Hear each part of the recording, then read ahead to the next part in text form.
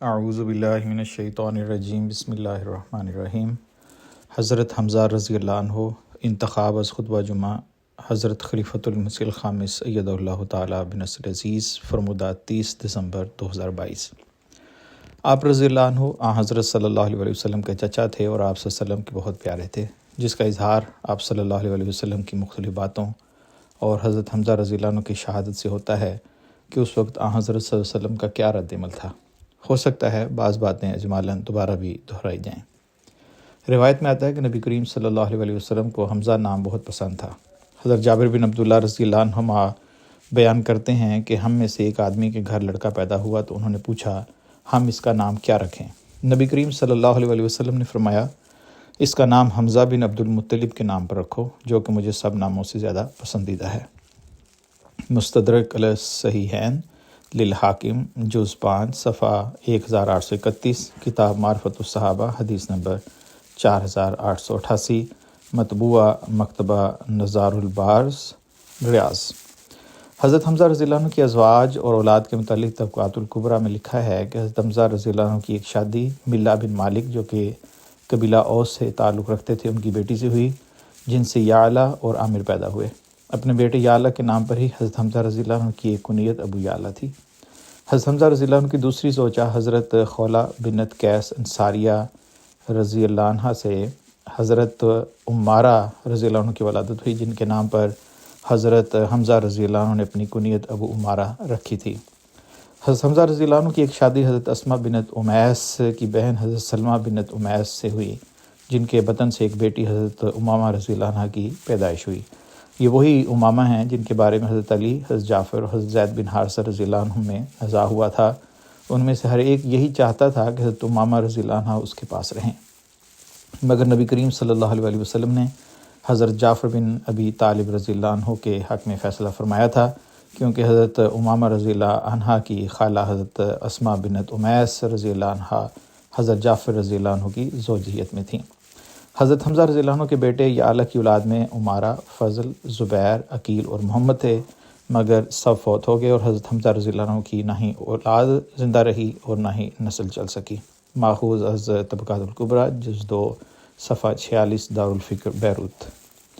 حضرت حمزہ رضی اللہ عنہ کی بیٹی امامہ کے متعلق حضرت علی رضی اللہ عنہ، حضرت جعفر رضی اللہ عنہ اور حضرت زید بن حارثہ رضی اللہ تعالی عنہ کے جس نزاع کا بھی ذکر آیا ہے اس کی تفصیل بخاری میں اس طرح آئی ہے۔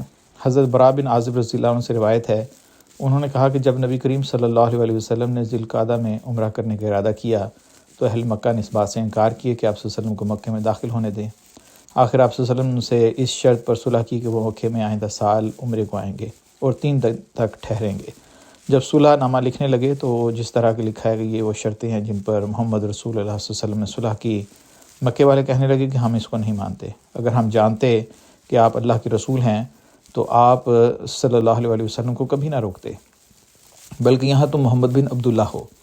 آپ صلی اللہ علیہ وسلم نے فرمایا میں اللہ کا رسول بھی ہوں اور محمد بن عبداللہ بھی ہوں۔ آپ صلی اللہ علیہ وسلم نے حضرت علی رضی اللہ عنہ سے فرمایا کہ رسول اللہ کا لفظ مٹا دو۔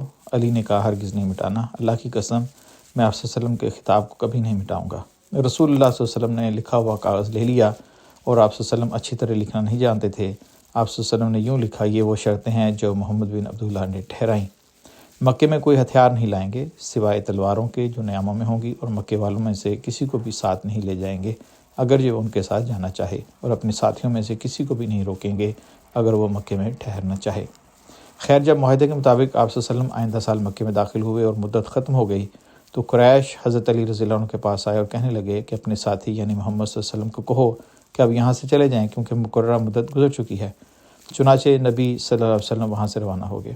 حضرت حمزہ رضی اللہ عنہ کی بیٹی آپ کے پیچھے آئی جو پکار رہی تھی کہ اے چچا اے چچا۔ حضرت علی رضی اللہ عنہ نے جا کر اسے لے لیا، اس کا ہاتھ پکڑا اور فاطمہ علیہ السلام سے کہا اپنے چچا کی بیٹی کو لے لیں۔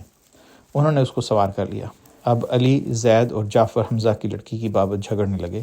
علی کہنے لگے کہ میں نے اس کو لیا ہے اور میرے چچا کی بیٹی ہے، اور جعفر نے کہا میرے چچا کی بیٹی ہے اور اس کی خالہ میری بیوی ہے، اور زید نے کہا میرے بھائی کی بیٹی ہے۔ پھر نبی صلی اللہ علیہ وسلم نے اس کے متعلق فیصلہ کیا کہ وہ اپنی خالہ کے پاس رہے، اور فرمایا خالہ بمنزل ماں ہے، اور علی سے کہا کہ تم میرے ہو اور میں تمہارا ہوں، اور جعفر سے کہا تم صورت اور سیرت میں مجھ سے ملتے جلتے ہو، اور زید سے کہا تم ہمارے بھائی ہو اور دوست ہو۔ علی نے کہا کیا آپ حمزہ کی بیٹی سے شادی نہیں کر لیتے؟ آپ صلی اللہ علیہ وسلم نے فرمایا کہ وہ میرے دودھ بھائی کی بیٹی ہے، میں اس کا چچا ہوں۔ ماخوذ الصحیح البخاری کتاب المغازی باب عمرۃ القضاء حدیث نمبر 4251۔ حضرت حمزہ رضی اللہ عنہ کے قبول اسلام کے متعلق روز العنف میں لکھا ہے کہ ابن اسحاق کے علاوہ بعض نے حضرت حمزہ رضی اللہ تعالیٰ عنہ کے اسلام لانے کے متعلق ایک بات کا اضافہ کیا ہے۔ حضرت حمزہ رضی اللہ عنہ بیان کرتے ہیں کہ جب مجھ پر غصہ غالب آ گیا اور میں نے کہہ دیا، یعنی وہ جو سارا واقعہ ہے اور پہلے بیان ہو چکا ہے کہ جب اپنی لونڈی کے کہنے پہ کہہ دیا کہ میں آپ صلی اللہ علیہ وسلم کے دین پر ہوں، بعد میں مجھے ندامت ہوئی کہ میں نے اپنے آبا و اجداد اور قوم کے دین کو چھوڑ دیا ہے، اور میں نے اس عظیم معاملے کے متعلق شکوک و شبہات میں اس طرح رات گزاری کہ لمحہ بھر نہ سو پایا۔ پھر میں خانہ کعبہ کے پاس آیا اور اللہ تعالیٰ کے حضور کے گریہ گزاری کی کہ اللہ تعالیٰ میرے سینے کو حق کے لیے کھول دے اور مجھ سے شکوک و شبہات کو دور کر دے۔ میں نے بھی دعا ختم بھی نہ کی تھی کہ باطل مجھ سے دور ہو گیا اور میرا دل یقین سے بھر گیا۔ پھر صبح کو میں رسول اللہ صلی اللہ علیہ وسلم کی خدمت میں حاضر ہوا اور اپنی تمام حالت بیان کی، جس پر نبی کریم صلی اللہ علیہ وسلم نے میرے حق میں دعا فرمائی کہ اللہ تعالیٰ مجھے ثبات قدم بخشے۔ روز العنف جز 2 صفحہ 44-45 مطبوعہ دارالکتب العلمیہ بیروت۔ حضرت عمار بن ابو عمار رضی اللہ عنہ سے روایت ہے کہ حضرت حمزہ بن عبد المطلب رضی اللہ عنہ نے نبی کریم صلی اللہ علیہ وسلم سے عرض کی کہ انہیں جبرائیل علیہ السلام ان کی حقیقی شکل میں دکھائیں، تو آپ صلی اللہ علیہ وسلم نے فرمایا کہ تم انہیں دیکھنے کی طاقت نہیں رکھتے۔ انہوں نے عرض کی کیوں نہیں؟ آپ صلی اللہ علیہ وسلم نے فرمایا کہ اگر تم چاہتے ہو تو اپنی جگہ پر اب بیٹھ جاؤ۔ راوی کہتے ہیں پھر جبرائیل علیہ السلام خانہ کعبہ کی اس لکڑی پر اتر آئے جس پر مشرکین طواف کے وقت اپنے کپڑے ڈالا کرتے تھے۔ پھر نبی کریم صلی اللہ علیہ وسلم نے فرمایا اپنی نگاہ اٹھاؤ اور دیکھو۔ جب انہوں نے دیکھا تو کیا دیکھتے ہیں کہ ان یعنی جبرائیل علیہ السلام کے دونوں پاؤں سبز زبرجد کی مانند ہیں۔ پھر وہ غشی کی حالت میں گر پڑے۔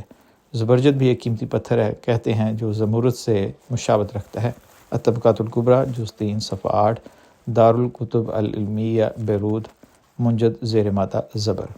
صفر 2 ہجری میں رسول کریم صلی اللہ علیہ وسلم مہاجرین کی ایک جماعت کے ساتھ مدینہ سے ابواء کی طرف نکلے، جس میں حضرت حمزہ رضی اللہ عنہ کو بھی شرکت کی توفیق ملی۔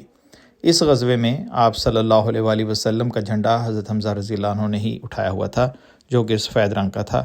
آپ صلی اللہ علیہ وسلم نے اپنے پیچھے حضرت ابو سعید رضی اللہ عنہ یا ایک روایت کے مطابق حضرت سعد بن عبادہ رضی اللہ تعالیٰ عنہ کو مدینہ کا امیر مقرر فرمایا۔ اس سفر میں لڑائی کی نوبت نہیں آئی اور بنو زمرہ کے ساتھ صلح کا معاہدہ طے پا گیا۔ یہ پہلا غزوہ تھا جس میں رسول کریم صلی اللہ علیہ وسلم نے بنفس نفیس شرکت کی۔ اس غزوے کا دوسرا نام ودان بھی ہے۔ ماخوذ از سبل الہدی والرشاد جز 4 صفحہ 14 باب السالف فی غزوۃ الابواء مطبوعہ دارالکتب العلمیہ بیروت۔ بہرحال حضرت حمزہ رضی اللہ عنہ نے اس غزوے میں حضرت صلی اللہ علیہ وسلم کا جھنڈا اٹھایا ہوا تھا۔ روزنامہ الفضل انٹرنیشنل بروز ہفتہ مورخہ 12 اپریل 2025 صفحہ نمبر 2 آواز رضوان احمد افسر۔